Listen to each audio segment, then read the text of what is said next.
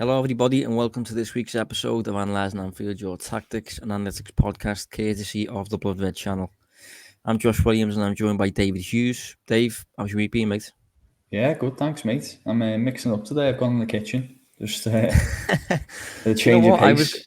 I was going to mix it up today myself because I've got a free house as well. But I thought, you know what, stick with familiarity and go down familiar routes. Yeah, So I kept my usual surroundings, but you're obviously a bit more experimental. that's it. It's a little bit closer to the coffee machine as well, so yeah, it saves having to walk up and down. But yeah, except for that, mate. Obviously, I'm good, thank you. Yeah, so Mike, but we need to talk about Liverpool's week. So when it comes to today's show, we're going to be analysing what happened at Brentford, and he was a fair bit. Then we're going to look at Porto midweek, and obviously we have a big game to preview. We have Manchester City Sunday, obviously a big game, so looking forward to previewing that one. But first up, Brentford. You know, we previewed the game, and we said it would be difficult, and I think we got that element right. But what do you think, Dave, about what we said about Brentford on the attacking side? And do you think we got it wrong, or do you think they just really hit home on a specific weakness? Or, you know, because in attack, they obviously scored 3 against us, which is more than Liverpool conceded in all of their previous games combined in the Premier League this season. So, how are you viewing the game? Yeah, I thought we were right to raise a few concerns. You know, I'm not going to give too much of a pat on the back because I still think I did anyway. I predicted a Liverpool win. Obviously, that didn't turn out to be the case. But yeah, very strange to see Liverpool concede those kind of goals and concede 3 of them. Not something that we've become accustomed to. They've been dealing very well with similar threats this season. Obviously, with a more settled back line.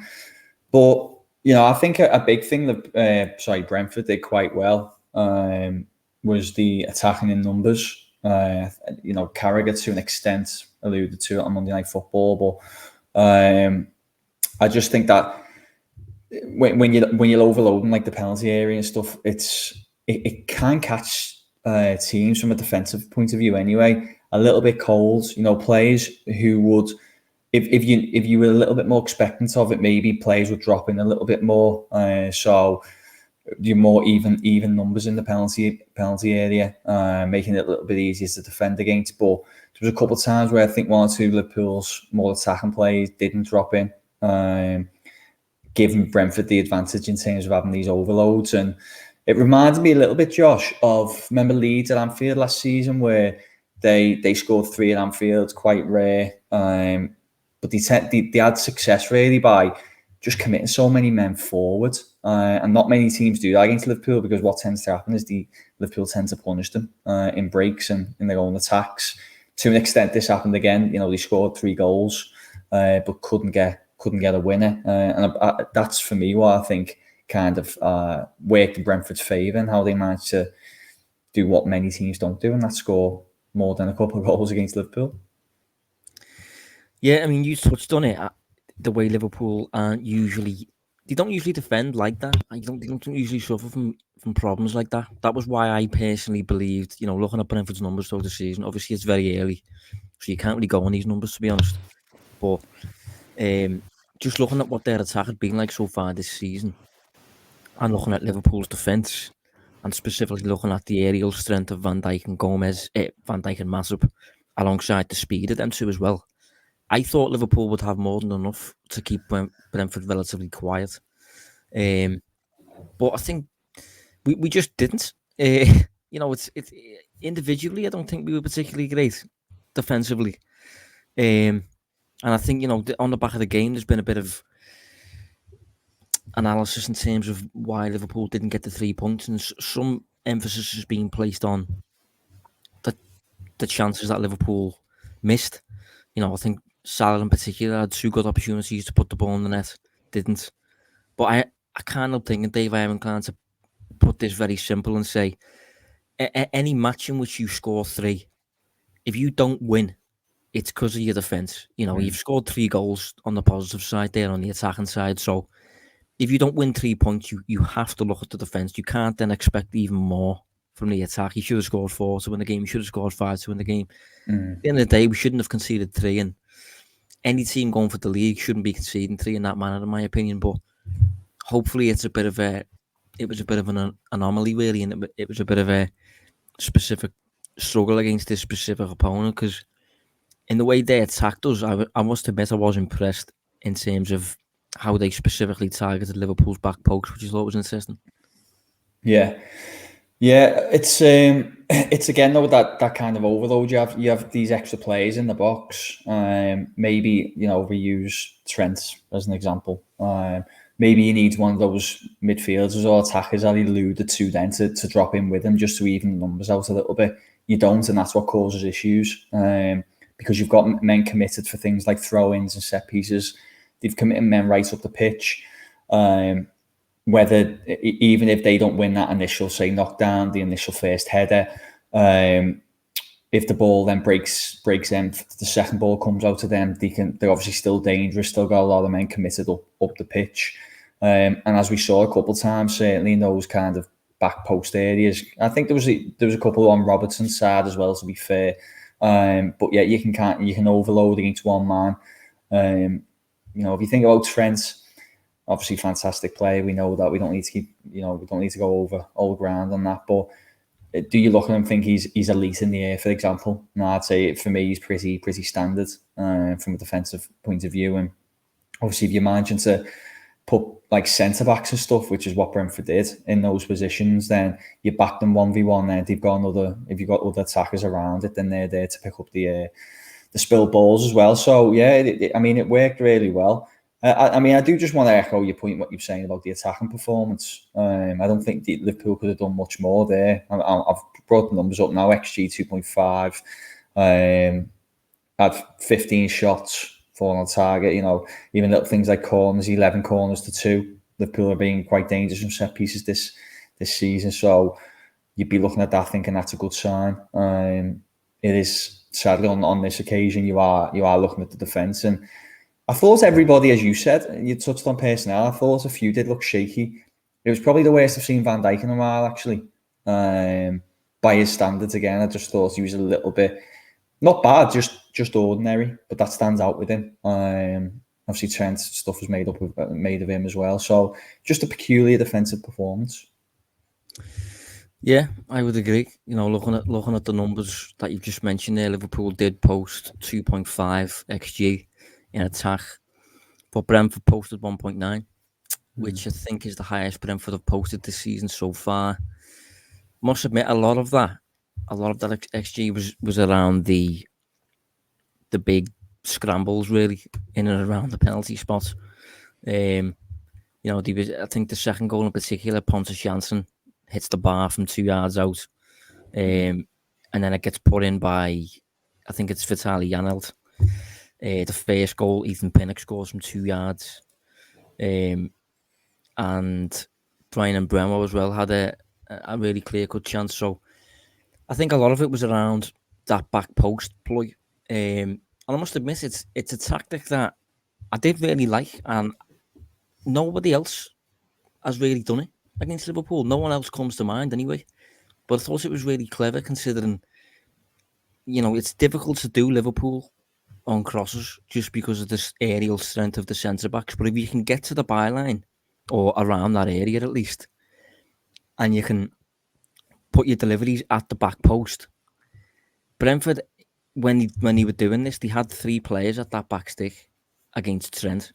So, one player against Trent could win the ball. So when you've got 3 picking up second balls and rebounds in that area, it really did benefit them. And all 3 of their goals came from the back stick. 2 of them in particular came from aerial balls, I think, into that back stick. And yeah, in terms of Van Dijk, I think I am inclined to agree, while also thinking that if he weren't on the pitch, Liverpool probably would have considered even more, I think. Like there was a moment with Ivan Toney where he kind of saved our skin a little bit by backtracking. Just looking at Toney's numbers, actually, on the day, he won 7 aerial duels and lost 8, which is quite decent for a striker up against Liverpool. I think on the back of it, Dave, you wrote a piece on Toney, didn't you? And I think a few people since have actually linked him with Liverpool, funnily enough. Yeah, I did. I mean, it was more a kind of exploring piece, I guess, because obviously, I didn't know this, Josh. Maybe you did. Maybe most listening or watching did know this, but I didn't know he was a Liverpool fan. So I thought those comments afterwards. No, I didn't. Yeah, I think that was what sparked a few of the rumours, because that's obviously a nice thing. Yeah, exactly. Yeah, he seems, he was really proud to play in that game. Talked about obviously scoring in the cup late in the season. We'll wait and see if that happens. But yeah, look, I think I guess I wrote a piece on it because it's just an interesting prospect when you think of the conversations that Liverpool fans have had between them, over the summer, especially whether a kind of traditional number 9 profile is needed, and does he fit that bill? You could make the case, obviously, if that's what Liverpool are looking for, that he would. We scored loads of goals. I think he's got a lot of likeable traits, hasn't he? To be fair, Josh. So I'm not definitely saying that he should be a player Liverpool go and buy, but he's a handful. He's a goal scorer. He works very hard off the ball as well. And in terms of ticking boxes, there's 3 there that definitely apply to Liverpool. So again, I'm not necessarily saying it should be a move they make, but you can understand why people have been talking about it in the days since. Yeah, I mean, I must be honest. I'd be truly amazed if anything happened in that department when it comes to Toney going to Liverpool. I cannot see that, but I do think that he did impress. He impressed me in the game, and we previewed the game talking about how Toney had kind of bullied Conor Cody a little bit, bullied Ben White, and I just didn't see him doing it against Liverpool. I don't think it was bullying in particular, but he was just, as you said, a handful. He was just occupying Liverpool's defensive line, and he did it really well. He did hold his own against, in my opinion, the best centre back pair in the league. So, a frustrating one, I think, from a Liverpool perspective, but one that there's an element of, you do almost have to take your ass off to Brentford a little bit in that one, because they did cause Liverpool problems, and I think they'll cause plenty of teams problems throughout the season. I'll be very surprised, Dave, if they're anywhere near relegation coming next May. Yeah, I think they've got enough about them to cause issues on the road, but especially at home, it's just really hostile environments, loads of energy. They're definitely a team who benefit from having fans. It would have been interesting to see how they would have fared last season, but obviously this season they seems to be working really well for them. And you think, I think there's another home game in here, and maybe typically this didn't go the way. I actually think they did lose the other one, but you think of 2 teams who've come to play them away. It's Arsenal, which, okay, I think we've all laughed at Arsenal at various points because of how they can be, but as we saw last Sunday, they still are, a top side at times. And I think had Brentford not made a difficult night, then maybe Arsenal could have started the season with a win there, but they did. And then Liverpool comes to town, and Liverpool have been in, let's be honest, scintillating form all season. Really kind of have been looking like that 1920 version of Liverpool, and you take a point off them after falling behind twice. It would have been easy to maybe heads drop a little bit, but it just didn't happen, did it? They kept coming back. They had a few close calls as well. Toney had that offside one, didn't they? They were never present kind of danger, and it was a fixture. I'm pretty sure Liverpool would have been glad that they don't have to play again this season. Away anyway. Yeah, I mean, I think at Anfield, I don't think it would have been as much of a game like that, if I'm honest. And I don't think it would have been as much of a game like that if Liverpool had the likes of Thiago available. But as you said, it was very much a Brentford home game, and it played into their hands. But again, fair play to them for kind of manifesting it almost. As I said, I did like the game plan, like specifically what he did in the attack and things. So plenty of teams will struggle against them throughout the season, but I think initially right now they're obviously a promoted side, so it's a little bit of a sore one. But in terms of Liverpool performances, just a quick one on Mo Salah, Dave, because he scored his 100th Premier League goal for Liverpool, I think it was. Talk about him. How good is he? Well, what can be said now that hasn't really been said already? Just an elite player, a true Premier League great, really. If you look at what he's done, if you look at scoring records, if you look at those goals coming from what is effectively a right side of the attacking role rather than through the middle, a highly driven, motivated player. I think that if you think of the kind of players who've got his talent over the years, how many of them have kind of had the baggage to go with it? The kind of being I'm thinking of examples like, a Cantona, someone like that. The true greats of the game. Suarez,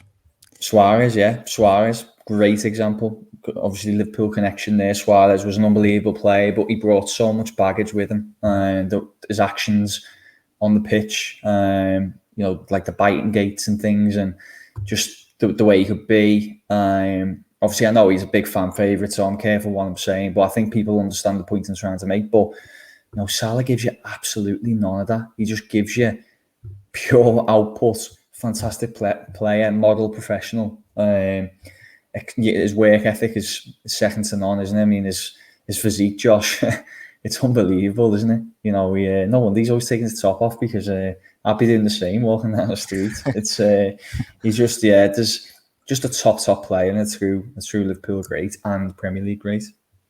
Yeah, he is honestly incredible. And so at the minute, he is in top form, like, as good as I've seen of him, to be honest. But his numbers are ridiculous. I think there's an argument for him to. I think he probably owns it, to be honest, that as the probably the best attacking, probably the best African player ever, I think.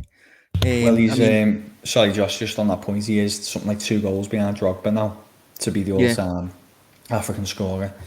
Yeah, I mean, you've got Drogba in there, you've got Samuel Eto'o, Yaya Toure, he's probably got a shout in there. Aubameyang plays like this, but I do think Salah he's been doing it now so relentlessly for a few years, and I've just looked at his numbers now. So this is Premier League only since he joined Liverpool. This is over the course of 151 appearances, almost 13,000 minutes. Over that period, he's averaging a goal or an assist every game. He's averaging a goal or an assist every 94 minutes. So that's incredible. Over the course of the minutes he's played at Liverpool, we know obviously a game of football is every 90 minutes. Then you've got added time. He's averaging a goal or an assist every 94 minutes for Liverpool in the Premier League. As you said, from a starting wide role, obviously we know he comes inside and attacks central areas, so it's a bit of an unfair shout anyway, to be honest, that one. But he is just naturally such a massive threat. And I know a while back there was a bit of a comparison, wasn't he, with Sadio Mane and things. I think for me, Salah is a bit ahead of Mane overall. But just as a side point, we don't usually do this, but just a curious one. You just mentioned Suarez there. Who are you taking, prime-wise? Really tough. Well, actually, you know what? It's weird. Maybe if you asked me this 12 months ago, I would have given you a different answer. But I'd definitely be taking Salah now, to be honest. Would you? Yeah, definitely. I think if I look back, Suarez was a bit of a maverick, wasn't he? He just seemed to do unbelievable things in what was, in comparison to what we're seeing now, a fairly ordinary Liverpool side for the bulk of time. He was there. But I don't know. I just think Salah is being consistently kind of doing it now for about 4 years, is it? He's into his 4th Liverpool year now. Yeah, you know what? In fact, I'm definitely going with Salah. Salah over Suarez for me. Why are you going with? I can't choose. You can't. No way you're doing that to me. Come on. You're not staying on that fence. I can't. It's not possible. I think any other... All right, explain your reasoning then for pros and cons for each. Well, right, cons is hard, isn't it? Pros. Any other Liverpool forward, Salah is comfortably ahead of. I don't think Fernando Torres comes close to him, to be honest. I don't think Torres comes close to Suarez either. But Suarez is... I mean, I don't just mean Liverpool here. I mean, after Suarez moved to Barcelona, he had a season right in La Liga. This is La Liga only. He scored 40 in La Liga and registered 16 assists. In his final season at Liverpool, not surrounded by the best players, he scored 31 and assisted 12 without taking a single penalty in 33 starts. Like that's ridiculous. So I think for Liverpool, Salah probably edges it, but I think overall as a player, I cannot separate them. The both, because I think Suarez at one point probably had the biggest shout of anyone in the past decade to take the Ballon d'Or from Messi and Ronaldo. I don't think anybody else has come close to deservingly taking the Ballon d'Or from Messi or Ronaldo than Suarez I think it was when he scored 40 or when he had that 31 goal Premier League campaign with Liverpool at the end of his time here. Sorry, I'm just smiling as we're talking. This is even sparking a debate in our kind of producers chat where Guy Clark's going Salah. Kai said Salah, although he's pointing out rightfully Suarez missed the first 8 games of the 13-14 season, which is often forgot. It is nuts, and this is why I can't separate them. I think at Liverpool, it's probably fair to say Salah has undoubtedly been more consistent. Like if you look at Suarez's numbers at Liverpool, he arrived for half a season at the start, so we'll skip that one. But his first full season, he scored 11, 3 assists. Following season, to be fair, he scored 23 and assisted 5. Again, no penalties in that. They're better numbers than I remember, actually. Yeah.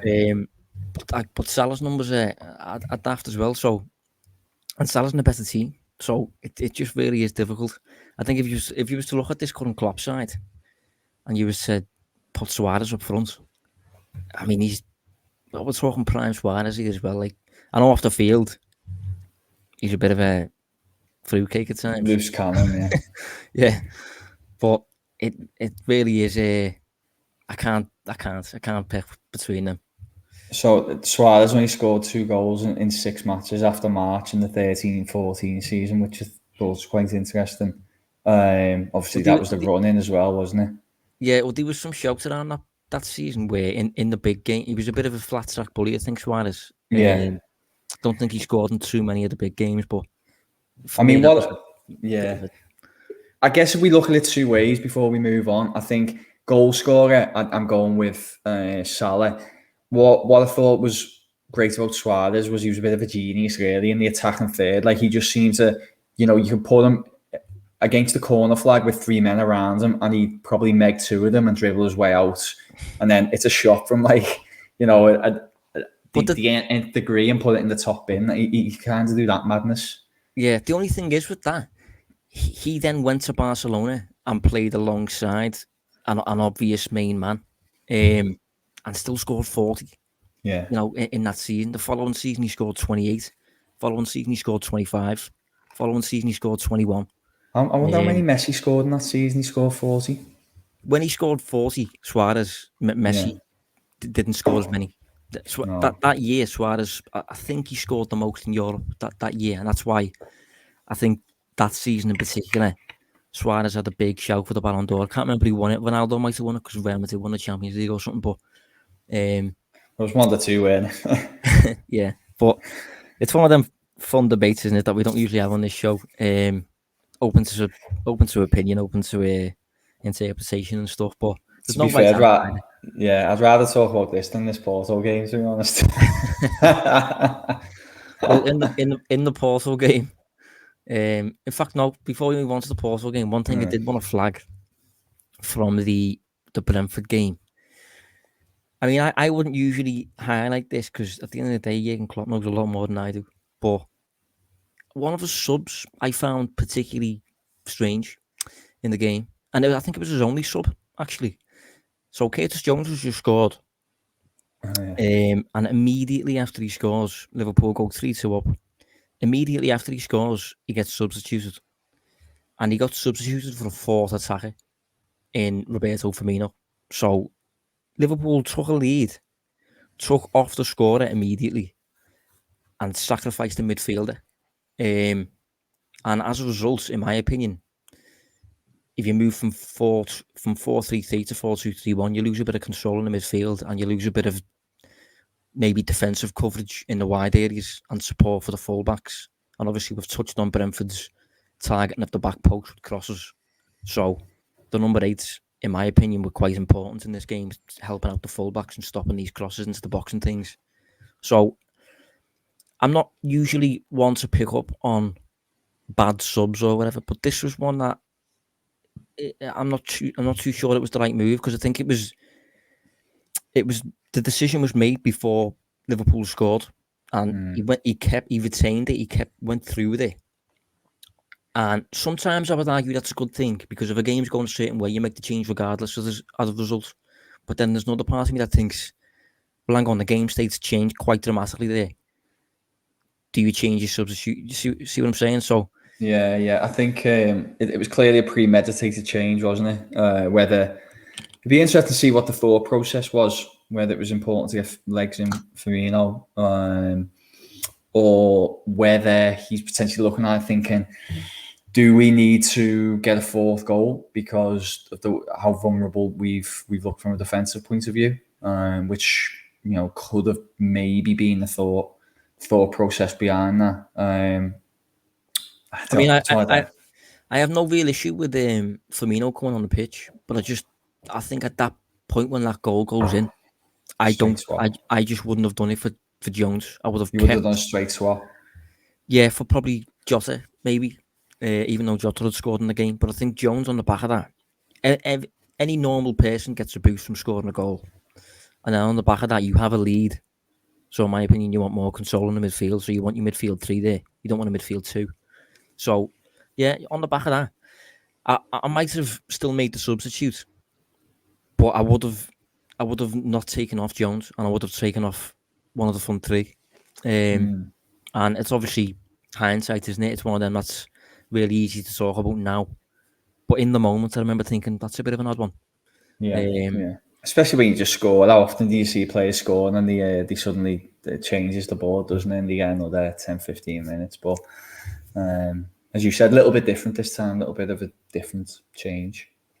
Yeah. So 1 point anyway, not the best, but it was one of them weekends, to be honest. Man United lost, I think. Chelsea obviously lost. So just one of them, we move on. And we moved on to Porto. God, I'll tell you what, I'm just going to go make a cup of tea, mate. Just give you take this one and give me a shout when you're done.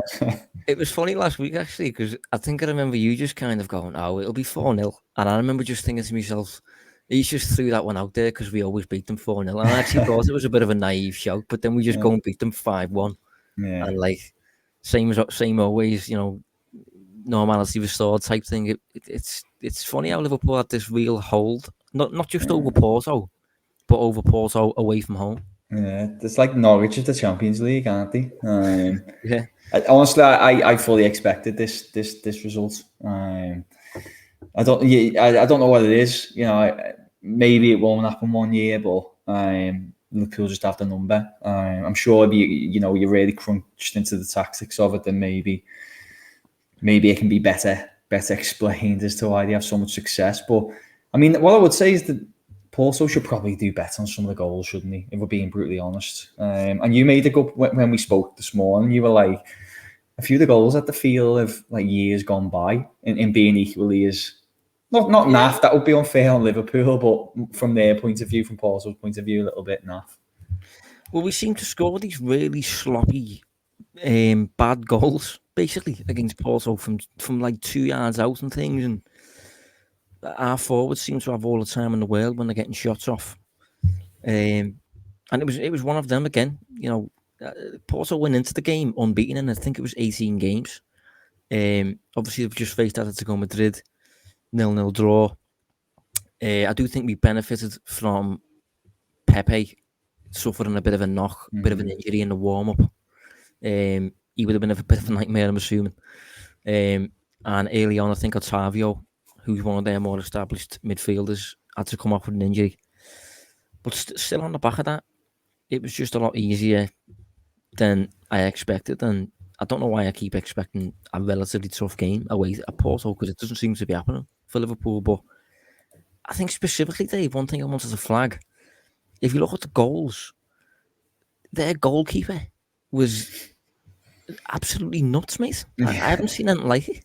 Yeah, I mean, where was he going for Firmino's? I don't know I I don't know what he's spotted there, or if he's kind of gambled initially, probably realised it was a mistake and just in for the penny, in for the pound. But that one was a bit naff. I'm trying to think of the other one. That was a bit of a stinker. But the first one, in fact, no, hang on.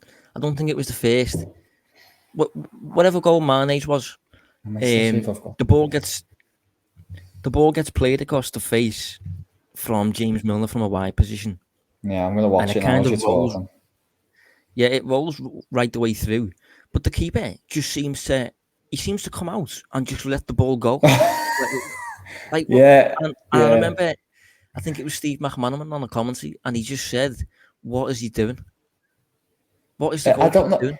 The only thing I'm trying to watch it now. The only thing I wonder if he thinks his defender to the right of him is just there with no players or Liverpool attackers around him, and he can deal with it. But I mean, there's two there. You've got Mane waiting, and then I think that's Minamino behind him. Like, there's two of them lining up. I have no idea what he's thinking there.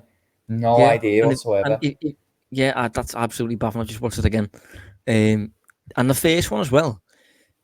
It's a really bad fumble. It's a really bad save, really, because he pushes it back into a really dangerous area. Salah obviously just as it's happening. So it was one of them games where Liverpool's finishing was really helped by their goalkeeper having one of them disaster days. But it was a really strange performance, I thought. Is he any good, Costa? Like, as a keeper, is he? I don't know, to be honest. I've never really looked that much into him, but I mean, he looks shocking based on that there. I'm just trying to work out whether there could have been a bad night or what. Yeah, he's 22 years old. He is. But other than that, I don't know that much about him, to be honest. Just having a look at his history now. Yeah, he came through a Porto. Seems to be a youth product. Born in Switzerland, funny enough. But yeah, I don't know too much about him. And with it being the Portuguese league, we don't have access to his save numbers, so I'm not sure if he's underperforming or overperforming over a period or whatever. Yeah. Oh God, what is just a really bad performance. Yeah. I suppose on that fourth one, Porto's line is really high, isn't it? But that ball's got no legs on it whatsoever. What is he thinking? Yeah, it is insane. Well, after Firmino gets the ball and Firmino takes the shot, and obviously there's not much on the shot and it's just rolling towards goal. I don't think I've ever seen a goalkeeper full pelt sprinting like that. Yeah, and it's funny because that full pelt sprint is a product of just a terrible decision to come out when you're never going to get the ball. Yeah. So yeah, really weird performance from a bad goalkeeper. I think the last time Liverpool had a bad goalkeeping performance against them, to be honest, Dave, I think is it Joel Robles comes to mind. Yeah. Everton. I remember that. Yeah, he scored one or two weird ones. Yeah, there was one. I think Mane scored a really good one where he put someone on the backside. I can't remember who it was, but yeah, I think Origi has a shot edge of the box, and I think Robles tries to gamble on which way it's gonna go, and ends up just kind of taking 4 steps. He jumps to his right, and I think Origi hits straight down the middle or something. If anyone, I'm sure every Liverpool fan remembers it, but if not, go and watch it back. It was such a bizarre goal. Or there's another one where I think Mane hit it across the goal mouth. And Robles kind of went to chase it into his own goal. He's a bad goal, yeah. Yeah, it was a strange performance, but if these keep giving them out against Liverpool, I'll take it every day of the week. I mean, yeah, that's the thing, isn't it? We're kind of too focused on talking about all that you forget that it's a fantastic result, really, in Europe. It doesn't really matter if it's Porto. It's a win away in Europe, 5 goals and 2 wins from 2, so can't complain, I guess. Yeah, just before we move on, I think it's important to obviously give the man of the moment a bit of a shout, and that is Curtis Jones. He did score against Brentford.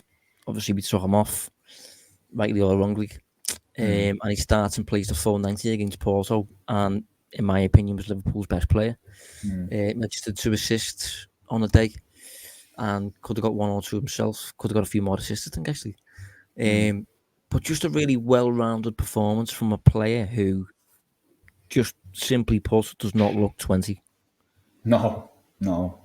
He's very good. Again, we were talking earlier, but I think what kind of neatly summarises his game was he was the target of more Liverpool passes than any other player on the night, and he recorded the most progressive yards towards the Porto goal, which is impressive, really, for a midfielder.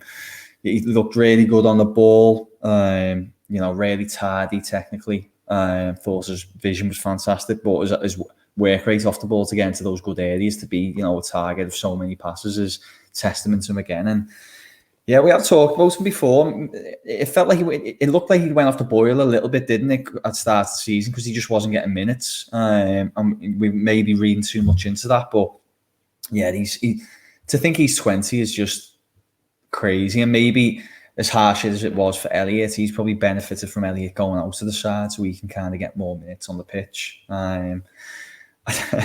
So yeah, I'm just laughing, just thinking of I don't want to say too much glowing stuff on there, Jones, because I remember someone's taking snippets of us talking about Jones and turning it into a song. I don't remember that one. Yeah, I do. Yeah, it's. Oh yeah, I do. Yeah. And if you're listening, mate, that was a really enjoyable one. That. Yeah, and sorry, I'm not laughing at you. I just remember thinking I have to be careful what I say now in case someone does that again in the future. yeah, I think that was a regular listener. Yeah. So yeah, reach out if you're about, because we did enjoy that. But yeah, so in all, anyway, back to the point, Josh, really good performance again. Yeah, I mean, if you look at his statistical profile, Dave, on FBref, just at the top as overview based on his numbers, based on only his numbers as well. That's it. He's in a really high percentiles for a lot of things.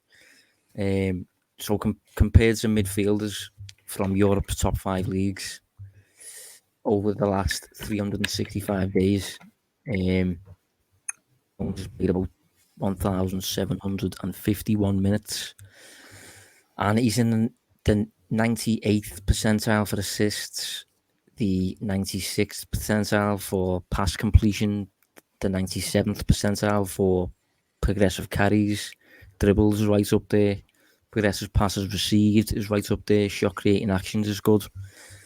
So, I mean, I'm just reeling off random numbers there, but you can check that yourself on fbref.com. But in terms of similar players, because FBref has a tool that looks purely at a player's numbers across a number of departments and just comes up with similar players, similar statistical profiles, and it's insisting that the top 3 similar players based on the past year to Curtis Jones are Ilkay Gundogan, Bernardo Silva, and Mason Mount, all of whom I think have obviously that relatively reliable central midfield skill set, but while also offering just natural offensive qualities to the game. Particularly, I think Mason Mount is an interesting comparison there, because I can see the intensity of the pair of them. They can both kind of play as forwards if need be, but they can also play as 8s. So it bodes well for Jones, who, as I said, is 20 years old. And when he was getting linked over the summer, there was a few little links with Aston Villa and teams like that. I've had no doubt for a while actually that Curtis Jones is comfortably good enough to stay at Liverpool for quite a while. I don't think he's going to get to a point where Liverpool start debating selling him or anything like that. And I don't think he's going to spiral anytime soon. I think he's only going to improve really for me, Dave. Yeah, I'd agree with a lot of that. I do think there's been a doubt around him, not necessarily here, but on the Twitterverse, which is kind of how I get my Liverpool insight into what fans are thinking. One thing I will say is, if you look at Liverpool's usual system, he's probably a bit more offensive-minded, isn't he, than Klopp's usual 8s. So, in the usual system, which obviously gives license to the 2 fullbacks, is Jones, and I suppose, a natural fit in the 8 for a system like that? Or is it a case of, okay, if he was to play as the left side at 8, does Robertson get forward as much? Does Robertson get told to be a bit more cautious because Jones is next to him? That sort of stuff. But I'm not sure he's entirely... I think it was similar when Ox was coming through. Is Ox too attacking to play on the same to cover Trent. You know, I think there's that dynamic a little bit with Jones. I think he changes the dynamic a little bit. Potentially, yeah. You know, have you got to be a little bit more protective when he plays? It's it's a fair case you're making. I guess that's the kind of headache that you'd have. You know, people kind of think it's just about putting good players in and letting them do the thing, but you've got to think of the wider picture on the pitch, and maybe that's one of the. I wouldn't say issues. I think that word's too extreme, but one of the things just to consider whenever he plays. Yeah. So speaking of protection, Dave, speaking of providing protection on the defensive side, Liverpool have Manchester City next. That's definitely going to be needed. Are we looking forward to this one, Dave? We were looking forward to on Liverpool's side. Do you think City will go into this one with confidence? I don't know. So I think it was obviously a really big result for them against Chelsea, which I don't know if you managed to catch it, Josh. It was a really impressive performance, to be fair to. I don't know, it was only a 1-0 victory, but they were so good against Chelsea, who, you know, we've been raving about. You know, a side we think pushed Liverpool all the way. Did really well against them. Does your confidence take a bit of a knock after getting beat by PSG? Probably. What I will say with City, Josh, is I'm not 100% on where I am on that attack. You know, I think the defence is ludicrous. You know, I don't know if you've got the numbers there, but they faced 5 shots on target the whole season, which is just crazy. Yeah, I'll have a quick look at the numbers now. So yeah, in terms of shots overall, City have faced 36 in total. The next best is 58, and that's Wolves. And then Liverpool and Manchester United on 64. And yeah, in terms of shots on target, City have faced 5. The next best is 14, 17, 18. That's Liverpool. 19, 20, 20, 21. So City on 5 shots on target faced. Mate, they've accumulated 0.9 of an XG against in terms of all season. So that's 6 league games, 0.9 XG. You know, not even one. It's I'm going to say the thing is as well. Usually, when you're facing a team like this, when the shots do come, they're usually quite clear, quite clear cut because you know you've broke a press or whatever. Yeah, coming in transitions. Yeah, but City's expected goals against per shot that they face is also the best in the league. Yeah.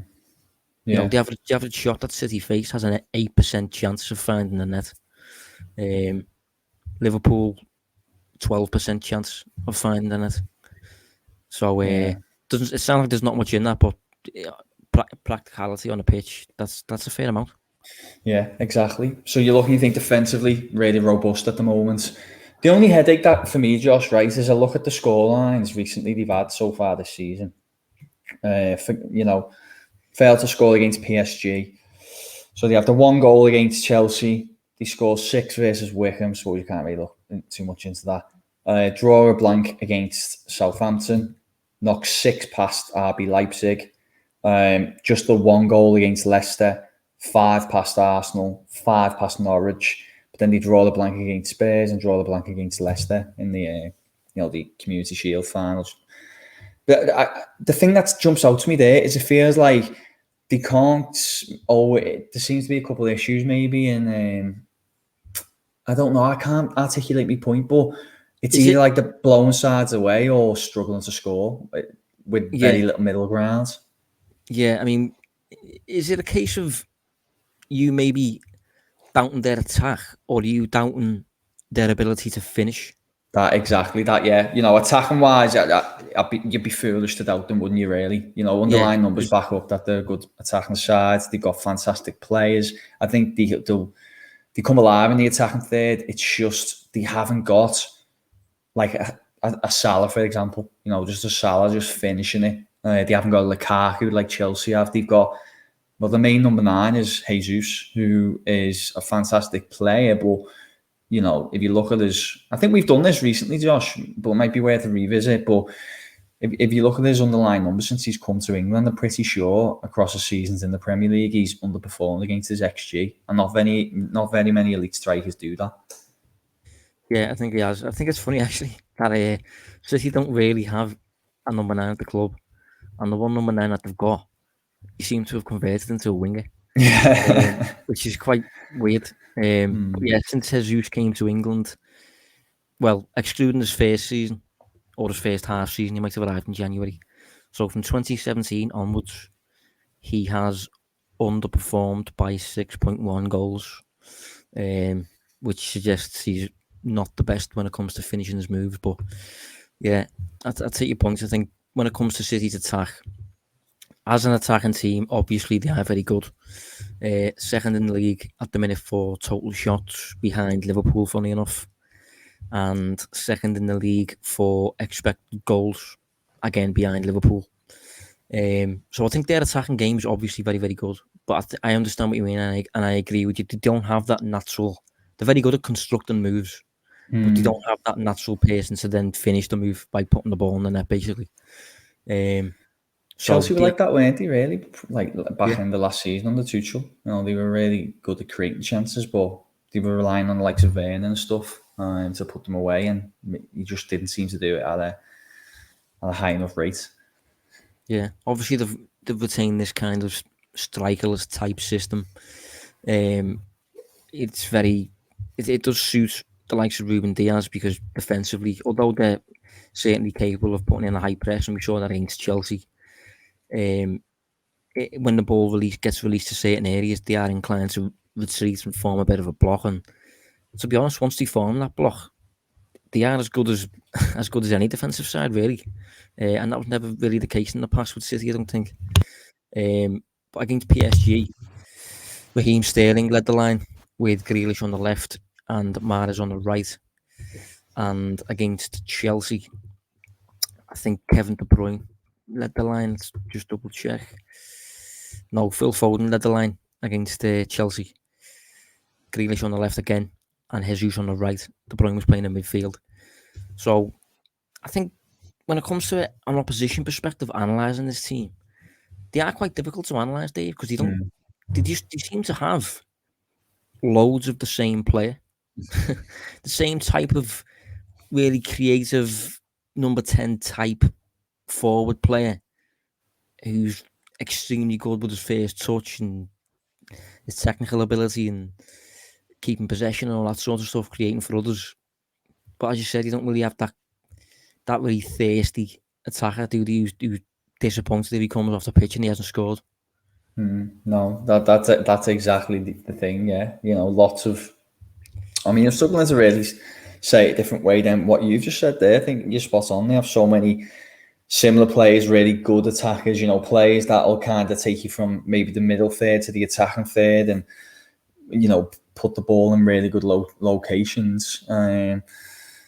But yeah, it just feels like something's missing. It seems really daft to say it when you look at when they're putting like 5 past Arsenal, 5 past Norwich, 6 past Leipzig.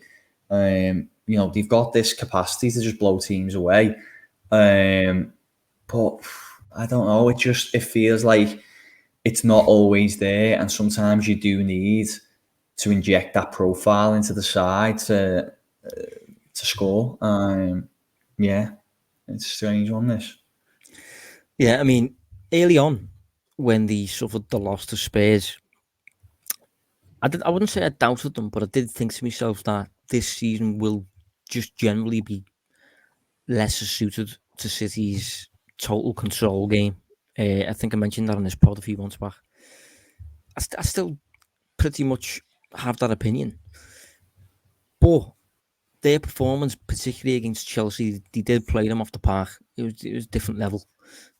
Combined with the fact that they're still only a point behind Liverpool, alongside with the numbers that they're posting, particularly defensive numbers, they are still going to be right up there. And you could argue that it is still very much a case of if you finish above Manchester City, you win the league. It could still be as simple as that. I know there's a general kind of craving for a shiny new toy type thing, and people are now looking at Chelsea and things like that. But I think actually Carragher said on Monday Night Football, I think he said it was a bit of a reminder performance from Manchester City against Chelsea, where they kind of said, like, you know, do you remember what we did last season? There was a bit of that about it.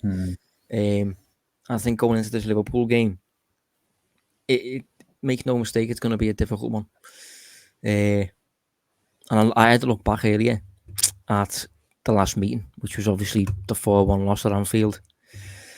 And particularly the goals Liverpool conceded, 2 of them were just really bad build-up goals, with Alisson out of character, making a few mistakes and things. But I specifically thought about how Liverpool can be pressed, and I thought about the difference Van Dijk will be able to make with that, given there's, you know, those long diagonal passes in the direction of Salah, how that can bypass a press and get Liverpool's front three directly running at City's back line immediately. So I think to have Virgil van Dijk back for this fixture is going to be massive for Liverpool. Yeah, I fully expect a different game to that 4-1 game. I think that's a key reason why. I think the empty stadium thing made things a little bit more sterile from a Liverpool perspective last season. I don't expect that to be the case this time. I think Liverpool fans will be really up for it. Take the AC Milan one out the equation. It's probably the first big game, isn't it, for the fans to kind of get behind and enjoy. And I'll be honest, I do actually fancy Liverpool for this one. I know that could seem a little bit premature because of how City performed last week in another really difficult game, going to Chelsea away, which I guess, you know, all things considered, is probably an on-par fixture in terms of difficulty. Maybe, you know, Liverpool have the edge in terms of the fan base, but just on the whole, and they go and win that 1-0. But I don't know why. I wish I could explain better. I just fancy Liverpool for this game. I think they're just going to be really intense.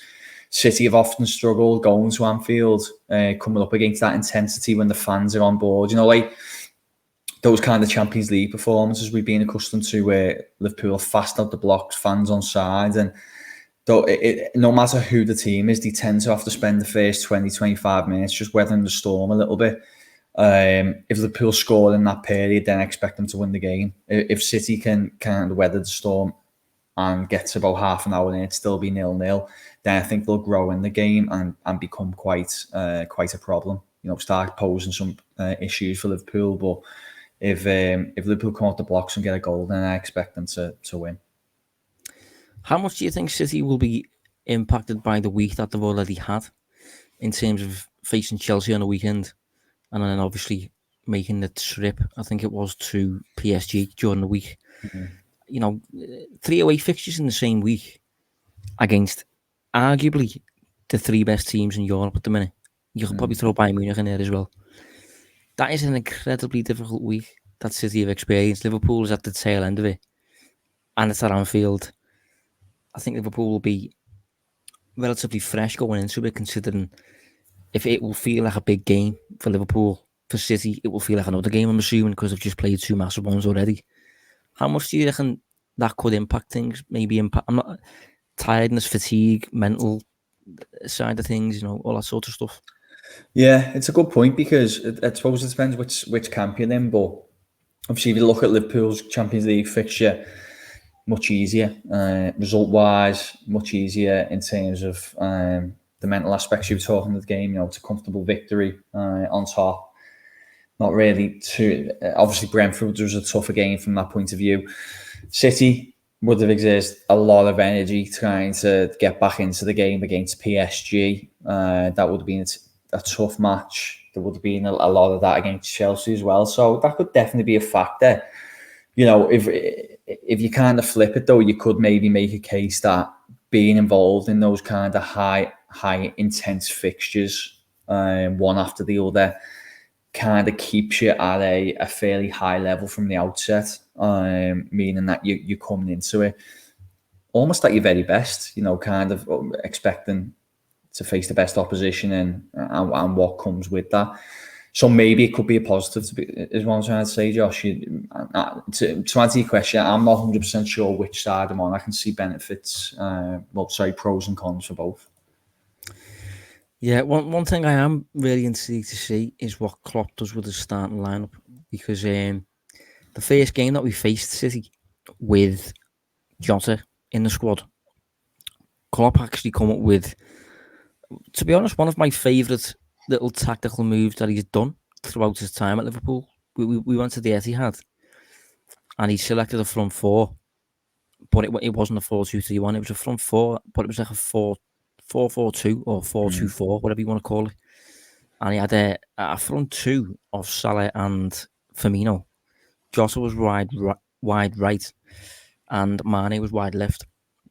And it was to counteract the 4-2-3-1 system that Guardiola was seemingly leaning towards in matches against Liverpool. He obviously couldn't build against Liverpool particularly well. Guardiola was putting an extra deeper player back. And it was a really nice surprise that Klopp doesn't usually do. And Firmino and Salah, in particular, as the front two, they were dropping back on almost man-marking City's midfield too. And City really struggled in that first half. Liverpool should have been a goal up. I think they might have been a goal up, actually. Might have scored a penalty. But I think we ended up leaving the game 1-1. And the following game that we played against City, Jota was injured, I think. So it'll be interesting to see if Klopp goes with that move again. Because it did cause City major problems and he hasn't been able to do it since. But if not, obviously the 4-4-3 has caught 4-3-3 has caused. I mean, that would be handy, wouldn't it? Yeah. It's obviously caused City problems in past years, but I'm intrigued to see whether Klopp goes all out and fields Firmino alongside the front three that's been playing lately. But we'll go with scores then, Dave. What are you saying? Yeah, I'm going to go 2-0 Liverpool, actually. Clean sheet. Yeah, I know. It just, I think it could be one of those games that City just can't bypass them, and Liverpool play well. Goal in the first half and goal after the 75th minute, if you want me to be precise. With the left foot of the yeah, that's it, mate. Yeah. I'll tell you where the goal placement is as well. I think for me, I'm finding this hard to predict. It feels very early, and it feels like there's still a number of unknowns attached to these teams and stuff. So I think I'm going to go 1-1. City's defence has looked very, very good. Liverpool's hasn't looked that assured, but Liverpool's attack looks ridiculous. We're scoring so many every game, having so many shots every game. So it'll be interesting to see how Liverpool's attack gets on in this game. But yeah, I think I'm going to go 1-1 on this one, play it a little bit safe, but it could go anywhere, really. I'm finding this one difficult to predict in my head. But yeah, we'll round up there. So, Dave, nice one for joining us, mate. Thank you, mate. Cheers. And next week, obviously, is international break. We might do a Q&A, which we haven't done for a while. If we do, I'll probably send out a newsletter asking for questions to be sent in, so do look out for that one. But yeah, thanks for tuning in, and we will see you next week.